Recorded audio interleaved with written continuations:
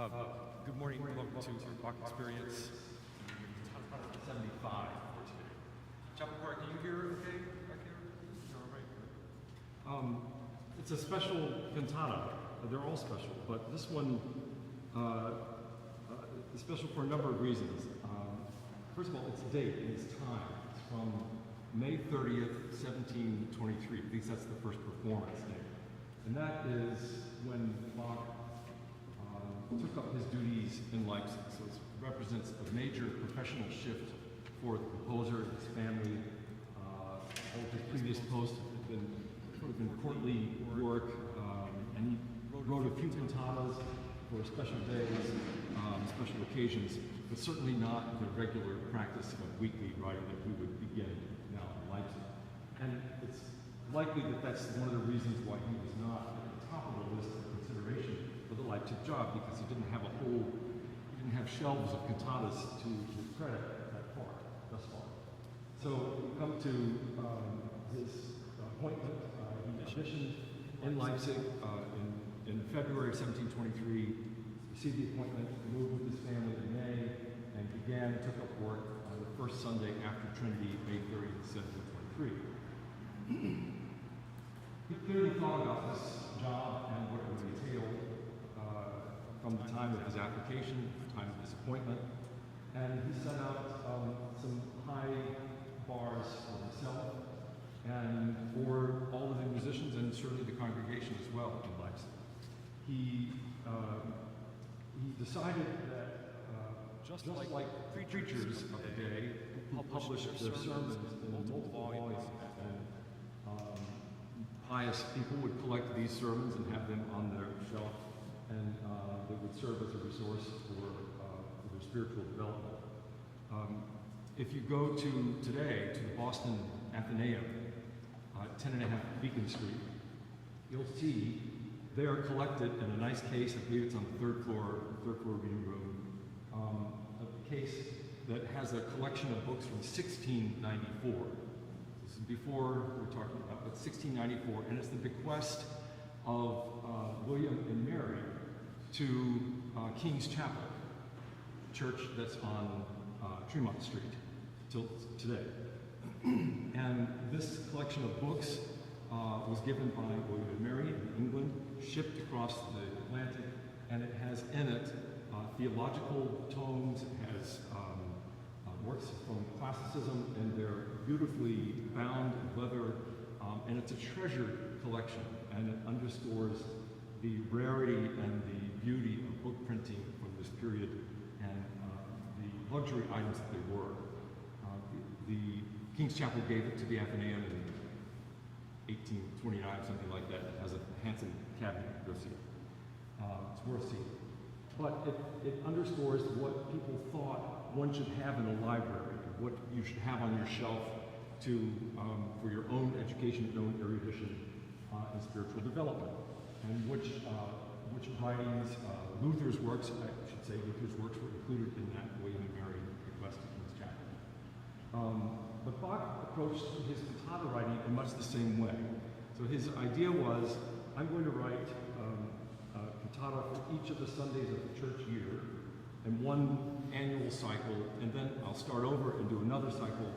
And once I do that 4 or 5 times, then I won't have to write any more cantatas. And I can move on with other things in life. And so that was his goal. He said, I'm going to take this new job, and this will provide work for myself, my family. I'll have students and pupils, and I'll be involved in an active and wonderful intellectual spiritual community. Great. I'll contribute, and I'll work hard for the first 5 years, and then I'm there. And indeed, his predecessor, Kuhnau, did much the same thing. So Kuhnau, I don't know how long he was there, but Kuhnau, he had all of his cantatas on the shelf, and he could pull them off and ta-da, there it was. And he could tend to other things. So Bach does this in earnest, starting in 1723. And so 10 years later, 1733, is when we see Bach writing to the court in Dresden to get a new appointment as a court composer there, and submitting the Dresden Missa, or the Kyrie of the Gloria, what we call the B minor Mass. So you can see Christmas oratorios, 1729, you can just track as what projects he's got written over that decade to see how he's planning his progress. The first cycle of cantatas is one that we've spent some time looking at over these years, and I believe it was 2016, I think, that we first started looking at first cycle cantatas, and together we performed in those first 6 months almost all of them, except for a couple that are for solo voices only, or involve ancient instruments that we don't typically have on hand. The lectionary for the Sundays after Trinity for Bach was not a triennial lectionary. That is to say, it wasn't years A, B, and C like we have today. It was just one cycle, one annual cycle. And in the summer months, summer Sundays after Trinity, the texts were centered on the Lucan parables. So around chapter 20 or so of Luke, you find all of the parables of Jesus. The Good Samaritan, of course, cantata 77 pops up. Today is the Dives and Lazarus, the parable of the rich man and the poor man, in which we learn that the first shall be last and the last shall be first. We learn that story. But we've covered most of these cantatas in our experience together over the past decade or so. 75 is the first effort. And we know that from the paper, from the watermarks and the story and so forth, that Bach wrote this piece in advance before he got to Leipzig. It's the one he intended to work out. And the next week is cantata 76, the Himmel Erzählen, the heavens are telling, and it companions this piece. So he didn't number them this way, 75 and 76, but this is also our 75th anniversary at Marsh Chapel, so that's handy. Thank you, fate. So these two cantatas Bach conceived of as a pair. So it's, I want us to mark together the ambition that Bach had for himself, that he moved with all of his children and showed up and had this really quite daunting task that he assigned himself. It also meant that everybody else had to come along with him. And I wonder what that would have been like for the musicians that were there that were used to playing the same piece that they might have. I don't know. But these two pieces represent quite a bit more, and they sketch for us. We can take the measure of the man by these two pieces. I should say we're going to finish this year's season with cantata 76. So we're bookending this year's Bach Experience with these two pieces, so you'll have a chance. Notably, today's cantata, number 75, as well as 76, is a two-part cantata. For the most part at Marsh Chapel, we do one-part cantatas, largely because of the confines of the service in our own liturgy to limit to an hour. We generally shoot for cantatas that are 18 minutes or so, something like that. Today's cantata is more like 35, because it's a two-part cantata. First part is to be performed before the sermon, and then the second part, Nocturne Predi, usually not immediately after the sermon, but during communion distribution would probably be the second half of the time. So it's a two-part rumination. It has 14 movements, 7 movements on either side. Cantata 76 also is a two-part cantata, 14 movements, 7 parts on either side. So there is, we know that this composer is interested in symmetry and structural designs and things like that. And you can see that right away that he has a bold structure for these two pieces as a pair. As a pair, they're in pairs, there's that. And they also share, together they fulfill a broader theme that is Bach's outline for his own life, his own living, but also the two commandments from Jesus from the New Testament. And those are to love God and serve neighbor. Love one another is the commandment that Jesus gives. The epistle lesson for today from 1 John chapter 4 is the great love chapter. God is love, and you'll hear that in this morning's service. So between the two cantatas, 75 is about love of God, 76 is about love of neighbor. And ultimately, what Bach does is he reveals the truth that we all know, that by loving neighbor, we give the greatest honor and love to God, because we are God's work our hands. We are the image of God, an image of our Creator to our neighbor. So by loving one another, we give the greatest honor to God. And that is Bach's design for his own living, to honor God and to serve neighbor. He signs all of his scores, notably with SDG, Soli Deo Gloria, to the glory of God alone. It's the watermark on our handout, little theme there. But these are the concepts that Bach is trying to communicate in the broadest terms and to stake out his place in this new community and to reveal the things that he believes and the things that he tries to live by.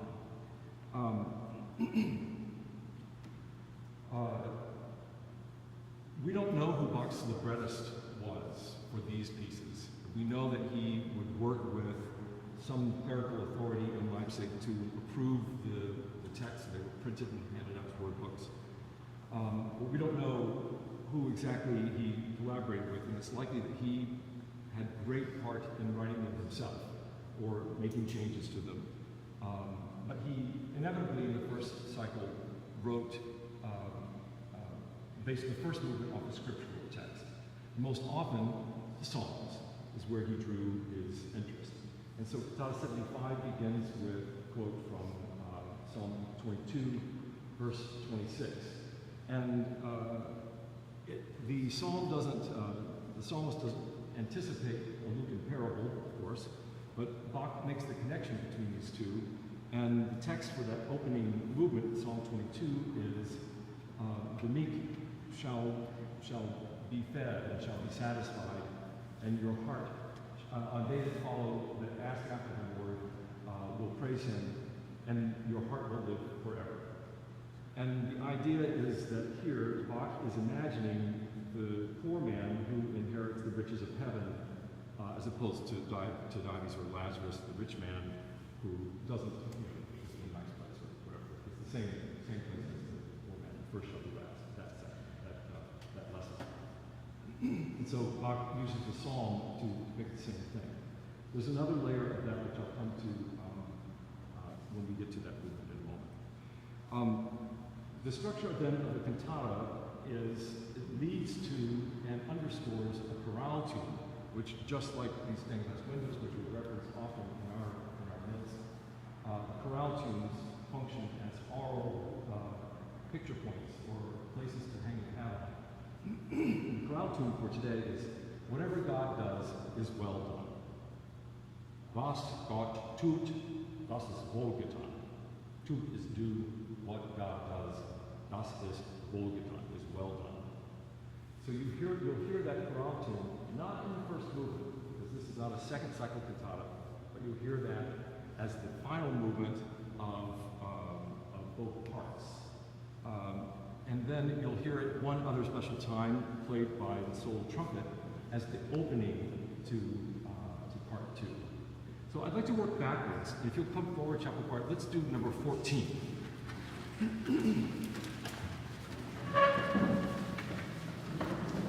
We'll just do the opening of it. Bach sets this in a way that we are accustomed to hearing. You'll hear the choir singing standard chorale setting in four-part harmony, just like a hymn works. Bach sort of fell into a practice of ending the cantatas with a straightforward hymn-setting chorale tune, doubled by the instruments. This one is slightly fancier because he has a newly composed orchestral accompaniment to it, and we'll just do maybe the first half or so. Here's number 14.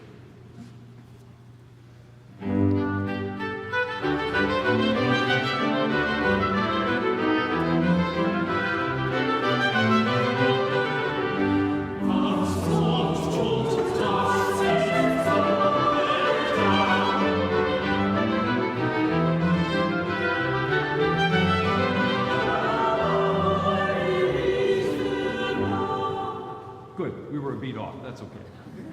But you hear the first phrase of how that cantata is going to work, and reveals its possibility going forward. Good, let's back up to the two arias that happen in part two. There are 4 arias total in the cantata, and they feature all 4 voice parts. And what we typically encounter is there's a recit sung by a voice part, and then that singer then sings an aria. And we typically find that order. Here, Bach changes the ordering of how these singers work with one another. And so the person who sings the aria, that voice part, often then sings the recit which follows, as if to say, here is my statement, I'm putting my claim on this, and then so you better, as a follow-up, as a recit. And those of you that have, I see Luke's got this handout, the companion for today, will note with me on the second page, you have a translation, of course. It's page 3, actually. There is I don't know another name for it, but it's a theological narrative that is given to us from John Elliott Gardner.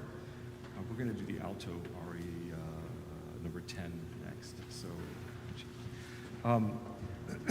and in this, what Gardner does is he outlines a sort of a précis of what these movements are attempting to communicate together in one big sentence. So here in part 2, after the Symphonia, he writes, poverty of spirit, which is the alto recitative that Ashley will sing, is made rich by Jesus.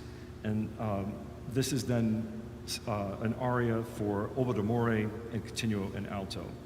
And then the bass steps forward. So practice self-denial, aria, and you will be warmed by Jesus' flame. And the flame of Jesus is played by Robinson as the trumpet, so Flamma there. And then Patrick, the tenor, comes forward to say, so don't mess it up, at the end, as final recit before that chorale. So we haven't rehearsed these this morning, so I wanted to make sure I covered these 2 arias a little bit and give everybody a chance to play. So here's number 9, our recit. Ashley, please.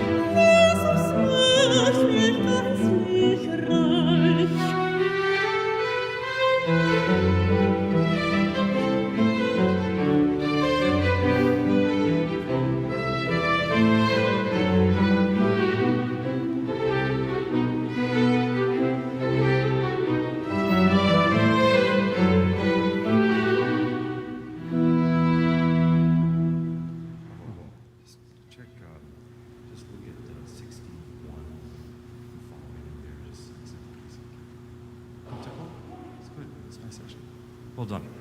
Okay, thanks.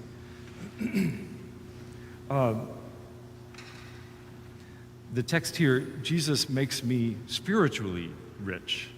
So the concept of poverty on earth translates to spiritual wealth in heaven. That's what Bach is depicting. So the next aria is given finally to the bass. And Bach features his trumpet player, his new friend Gottfried Reiche, surely was playing that day. And so in this cantata, the trumpet appears in 2 movements only. So the Sinfonia number 8, the beginning of the second part, and then in this aria, and a wonderful feature bravura part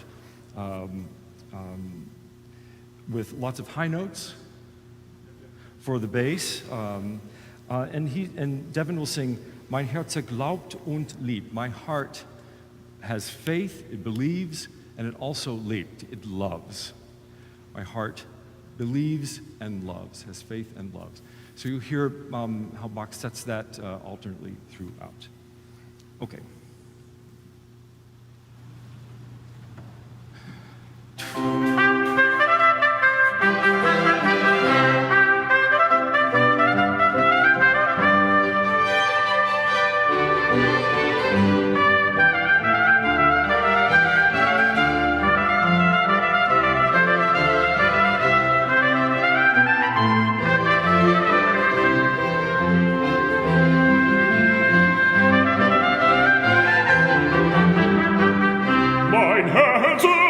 Mein Herze glaubt und liebt, mein Herze glaubt und liebt. Mein Herze glaubt und liebt, mein Herze glaubt und liebt. Mein Herze glaubt und liebt, mein Herze glaubt und liebt, mein Herze glaubt und liebt, mein Herze glaubt und liebt. Bravo. You get the idea of this joyful final aria that we have. Do you want to do another section of it? No. If you want to do the rest of it, that's okay. The rest of it. Before it. Yeah, do that. Robinson, okay? Yeah. Brilliant. Let's do number 11 then, the rest of it. And then chapel choir, come forward. We'll come to the first one. Here's the rest of number 11. Wer nun in Jesu bleibt, die Selbstverleugnung treibt, dass in Gottes Liebe sie glaub ich liebe, hat, wenn das Irdische verschwunden, sich selbst und Gott gefunden.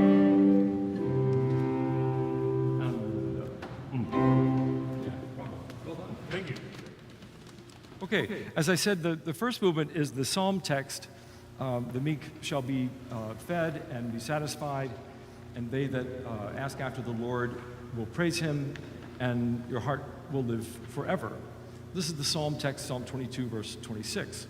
And the idea is that those who are hungry will eat, or the first shall be last. This is the connection with the Lucan parable of the day.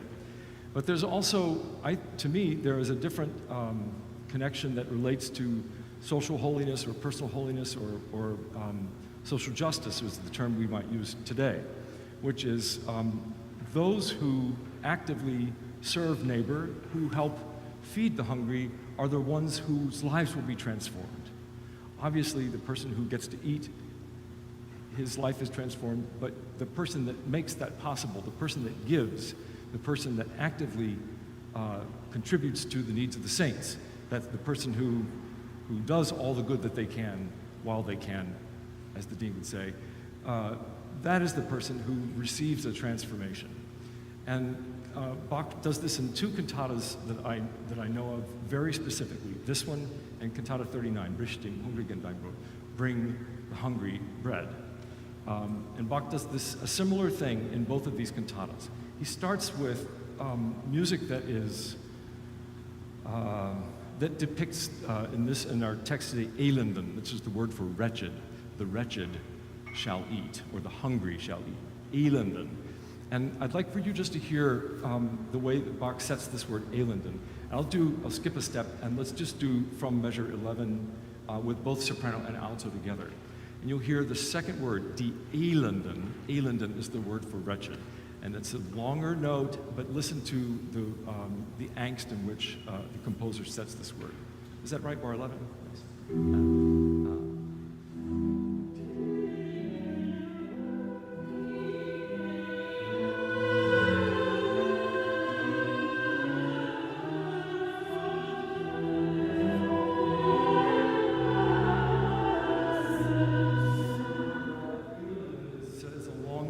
There's a dissonance that's created between the two voice parts and difficult intervals within. So it's a rumination or lengthening of the predicament of those who are hungry. In the next bit of text, dass sie satt werden, that they will satisfy. Satt is S-A-T, and our cognate would be sated, that they will be satisfied. Satt, dass sie satt werden become. So you'll hear when they sing the word satt, it sustains. Dass sie satt, and you can almost feel it's like the Ezekiel valley of the dry bones, that the bones take on sinews and flesh, and the breath of the Spirit comes into them, and they can sing longer notes. This depiction of the wretched as they become satisfied. The next set of texts is und die nach dem Herrn fragen, and they who ask after the Lord will praise him. And this is a long set of texts, but the question is, und die nach dem Herrn is an ascending, und die nach dem Herrn, sort of, and they who ask him, or so, I don't know how you want to depict it. But there is a questioning in the ascent of these various entrances from the four parts. And then for the text, preisen ihn, praise him, it begins quite low, and then it emerges in a big crescendo to the end, to the final cadence for that text. Then the bit, euer Herz soll leben, and your heart shall live, breaks into a brisk and fast fugato. So you have modeled a prelude and a fugue, broadly speaking in musical terms, a slow section prelude, and then a fugato, a faster section for the second half. But also you have the idea that that the hungry, the Elend, will run the race by the end. They will be satisfied, and through that satisfaction, they will inherit the riches of the earth in heaven, spiritual riches. But you also have the idea of the transformation for the person who administers the help, the life-giving, salvific idea of extending grace and love to neighbor. So I'll leave that, and we'll do the first movement now, and we'll probably stop in a moment. But I want you to hear, and the last thing I want to offer about this is that if this were my first Sunday on the job, I doubt that I would start with music like this. That sounds, I would choose something in a bright major key with trumpets and drums that would make everybody excited and thrilled. Instead, Bach saves those trumpets and drums for the next Sunday, and he starts with an empty downbeat, an empty second beat, and then this question led by the oboe player, and something that sounds maybe inspired by French overture with dotted rhythms, perhaps, maybe, but it's immediately music to teach. It is not music to entertain. Okay. Handel famously wrote on the front page of Messiah, an entertainment. He meant for it to be an entertaining. He meant it for it to be edifying, of course, but these were designed to entertain. This piece is not that. This piece is meant to instruct and meant for equal footing in a 3-hour Sunday morning service that was supposed to be edifying to everybody in Leipzig, and you better be there, you know. So this music is meant to instruct. It's meant to perk interest, cause an ear to listen closer, and look for the details of what's there.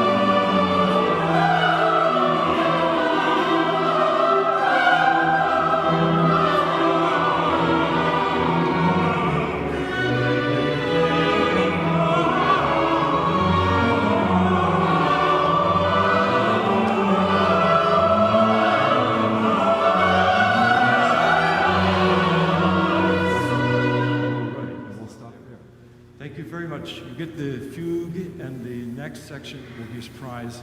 You have to say for the service. Ta-da. Great. Thank you very much, everybody. Thank you so much. Chapel Choir will meet up at the